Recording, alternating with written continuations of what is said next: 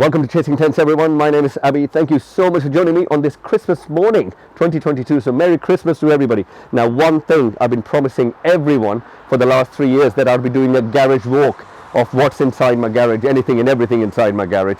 Unfortunately, it's a bit different because my garage is absolutely full of my trailer, my trackday trailer, and a recent purchase I made, which is an old Audi 80 Cabriolet 5-cylinder, which is the main thing, because I used to have this old red Audi ages ago. Then I sold it. I regretted it, so I bought it back again, and now my garage is pretty full with those two things. So I thought I'll get the bikes out and I'll show you everything here. I don't have any toolboxes or nice ceilings or nice floors in my garage. There's nothing interesting in the garage anyways. The most interesting things are these bikes. So before the bikes actually go, so the reason I'm making this video on Christmas morning, because the bikes are actually going to be a lovely heated garage, not far away, mothballed away in a lovely secure premises. So I thought before that happens, I'll make a quick video, and there's a bicycle in the background as well. So yeah, I've been quite active on social media in terms of the short forms, Instagram and TikTok and stuff like that. I hate TikTok anyways, but I've been showing the bikes quite often, and people are saying, oh, make a detailed video. I have done a documentary on the Triumph Daytona 900 Super 3, and I've done a mini video, a 15-minute video I think, on the Suzuki GSXR. I'll put the links in the description, but I've never showed the bikes all in one go because I don't really like to. It's been 3-4 years since I've been on YouTube. Just don't like to show off, you know, really scared of bad omens and stuff like that, being a typical Indian. But no, you know, I'll go through everything. It is a bit noisy. I live on a main road, hence I need to get rid of these bikes quickly because I don't want prying eyes to look at stuff. So I'll bring the camera closer and we'll go through everything what I've got. There's one bike missing from here if you follow the channel quite closely, which is this Honda CX500 Custom. I have sold that bike. I got an unbelievable price on that bike. And I sold that, so that bike is not in the video, but I've got these. So yeah, we'll take it from there, and I will bring the camera closer. So we'll make it short, but I'll show you some bits and bobs. Okay, let's start with the creme de la creme when it comes to racing and track days for me, which is my Aprilia RSV4 RF 2015. Lovely manageable power, 180 horsepower. I'm pretty happy with that. It's got a lot of upgrades everywhere. You know, you got carbon wheels, all in CTX, you name it, it's got everything. So I'm not going to do a detailed video on that today, but another day we'll do a detailed video on it. But in terms of some intriguing stuff, if you're wondering what's a seat belt kind of a latch thing doing here, basically during our endurance racing, we normally used to put the transponder through the old school normal system with a pin and stuff like that. We've saved 15 seconds taking the transponder out and in. That was quite a lot of waste of time, but we've saved 15 seconds per pit stop doing it this way. Transponder on a lovely seatbelt system. Click it in, click it out, job done. Jobs are good and absolutely brilliant. You know, that has really saved us a lot of times on a pit stop. I've got a lot of protection on the bike, as usual. I've done a full video on protection and stuff like that. There's been new livery on the bike, which is similar to the old livery, but it's been refreshed after my huge crash. We won't talk about crashes on the video. And yeah, I've actually not turned the bike on for about 4 months now. Not 4 months, maybe 3.5 months. But yeah, it's got i2M Pro. It's got loads of kind of goodies everywhere, and I'll do a proper video on that someday. It takes a little while for the front and the rear pressure temperatures. Look at that, 9 degree on the front tire. So yeah, temperatures are quite on the low side. But yeah, let's move on to the next bike. I think I can still do a few track days on this one. Anyway, so let's move to the next bike, which is the Suzuki GSXR 1100 Slingshot. It is absolutely wonderful bike, and I've done a video on this bike. This bike was featured in a magazine. And there's a very intriguing story about that magazine and me purchasing this bike. So I would really highly recommend you to watch that video. It's a very interesting video of this bike I've done. But at any stage, okay, let me actually put this on camera.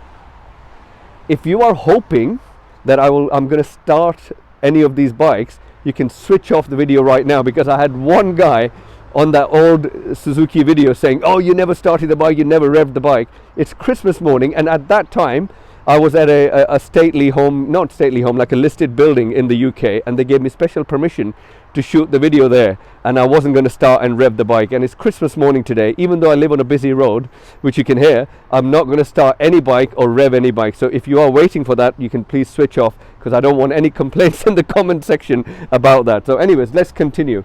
So yeah, Suzuki GSXR, full Yoshimura system. The previous owner did an absolute immaculate job. New paint, engine refreshed, you name it. It's got everything. Mileage, it's got 26,900. But I think it's had a full engine refresh, if I'm not wrong. I need to check the paperwork, but I'm pretty sure he said that.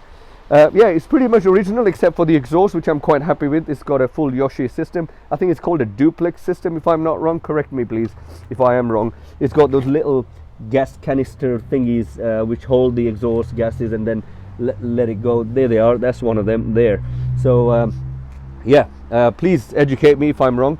I'll be more than happy. Our next bike we've got here, by the way, this bike, okay, compared to them two, feels so light and nimble. I mean, this is just a race bike. I mean, look at that breather thing. That just reminds you of the old days. This is just an absolute out and out race bike. Such an amazing handling bike. It's just unreal. I think it produces around 134 horsepower, if I'm not wrong, because it's been full dyno jetted and all that, you know, proper work done on that bike from a proper place. Anyways, the next bike, this is actually my favorite bike out of all, honestly. This is the Triumph Daytona Super 3 with the Cosworth work done on and stuff like that. 900cc bike. I've done a massive full documentary on this bike with Triumph, official Triumph involved, Cosworth involved, and also Alcon, which is the brake people, 6-piston calipers on this bike. You know, amazing bike. It's got a SP Engineering dual exhaust system on it, which is much lighter than the OEM carbon sleeved exhaust. And I did a video of kind of weighing everything once, and I think these exhausts were like nearly 5 kilos lighter each, if I'm not wrong, you know, on the bike. But absolutely brilliant bike. You know, previous owner, credit to previous owner. I think it's done about 15,000 miles, if I'm not wrong, but credit to previous owner. He's done a really good job on the bike. Yeah, 15,500. So really good nick. You know, I should be cleaning the bikes more often. Honestly, if the previous owners see this bike, they probably will think that they are a bit manky, because that should be lovely and shiny, and it's not. So, but I did pass my race license on the Suzuki GSXR. There's a lovely video of that as well, and I quite like that video, honestly. I don't boast about my video very often, but that I passed my race license on that bike. And the way that bike takes off, you know, it's unreal. You know, on starting, we had 3 starts, and that bike just beat all other bikes at the start. I think I was started 5th, and it was amazing. Anyways, we're digressing. So this one, carbon bits everywhere, carbon bits around the speedo, and carbon hugger at the back. I'll do another video showing all the kind of upgrades and stuff like that of the bike on another video. By the way, this Suzuki has got a Nitron rear shock, and if I'm not wrong, it's got Nitron internals as well. Okay, let's move on to this one. This was quite a bargain for me from Cornwall or Devon. It was Devon. However, the previous owner did put a full Delkovich system, a dual system. It's still got the baffles in the exhaust, which I need to take out, and I'll do a short video on that because people love the baffly videos. It's got a few blemishes, not a perfect bike, but there's a little crack there as well, but that part is quite cheap on eBay. But yeah, this bike has been ridden, and I do think the previous owner, or the previous owner, did store it outside. It's got 23,000 miles on the clock, but yeah, it's been well ridden. A blemish there, which I can sort out. But yeah, otherwise, I mean, it's got new chain, new sprocket, new tires, Pirelli tires. These 2 bikes have got 10-year-old tires, so I really need to get that sorted. So yeah, in terms of how they ride, I mean, that bike is just a spaceship. I mean, you can just sit, you can do miles after miles after miles on that bike.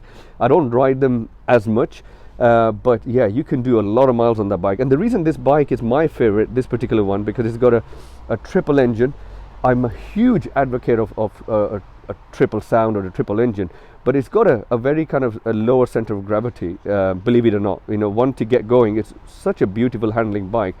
That the reason it's not my favorite because the knees are a bit cramped, the foot pegs are a bit higher. It's a full-on race bike, so you know, even I'm 39, you know, but still, you know, my hands do get quite cramped. But in terms of racing or track days, I would never buy anything than Aprilia. Best track day racing bike, absolutely.